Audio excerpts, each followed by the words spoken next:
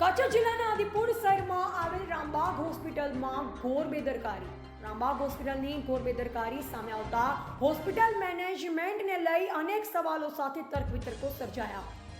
હોસ્પિટલમાં ઇમરજન્સી દર્દી આવતા દર્દીને ભારે હાલાકીનો સામનો કરવો પડ્યો. હોસ્પિટલમાં ડોક્ટરો ગેરહાજર જોવા મળ્યા.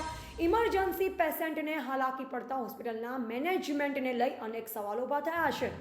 સરકારી હોસ્પિટલમાં ઓપીડી, સર્જિકલ, ઓર્થોપેડિક્સ, ગાયનેકોલોજિસ્ટ અને પેડિયાટ્રિક્સના વિભાગો સામેલ છે, પરંતુ કરોડોના ખર્ચે બનાવેલ હોસ્પિટલમાં કોઈ પણ ડોક્ટર હાજર જોવા ન મળતા દર્દીને હાલાકીનો સામનો કરવો પડ્યો હતો.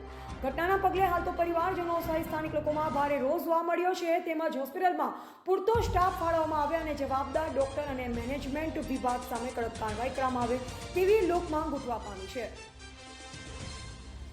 Sukhdev Vaghadvi, Gandhidham, AGP news India.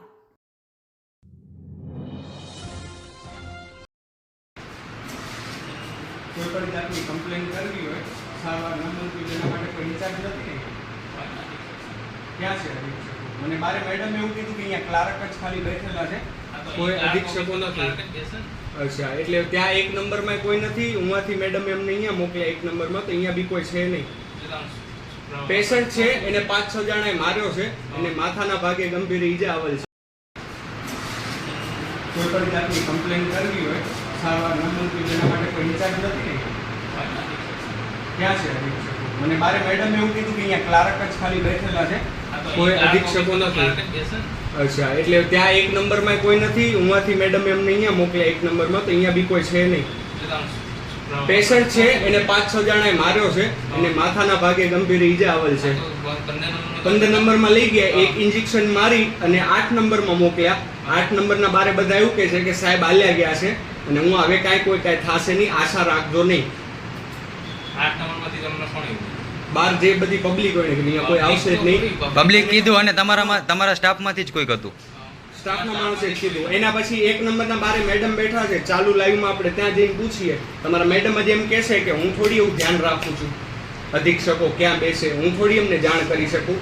ઓલા ભાઈને બાર ચક્કર આવે છે એટલે જોઈ લેજો, એને કાંઈ થઈ જાય તો હોસ્પિટલની જવાબદારી રહેશે. બરાબર ને? સામે છે ને અમારા અધિક્ષક સાહેબ બેઠા છે, તમે એમને મળી લો. મેન ઓથોરિટી અધિક્ષક સાહેબ. તમે જાણ કરતો. મને અહીંયા મોકલાયો, 15 નંબરમાં મોકલાયો, 8 નંબરમાં મોકલાયો. મેં બહુ ધક્કા ખાઈ લીધા. હવે તમારે જાણ કરવી હોય તો એમને ફોન કરીને કરી દો, અધરવાઇઝ કાંઈ પ્રોબ્લેમ નથી. કોઈ નથી, એમાં ડોક્ટર નથી. બધા મીડિયા વાળા આવે જ છે, ગાંધીધામ ટુ ડેમન બધા મેં જાણ કરી કોઈકની તો મેડમ જવાબદારી હોય કે નહીં? ઈ રજામાં હશે, બીજા હોસ્પિટલની કાંઈક તો જવાબદારી હોય કે ના હોય?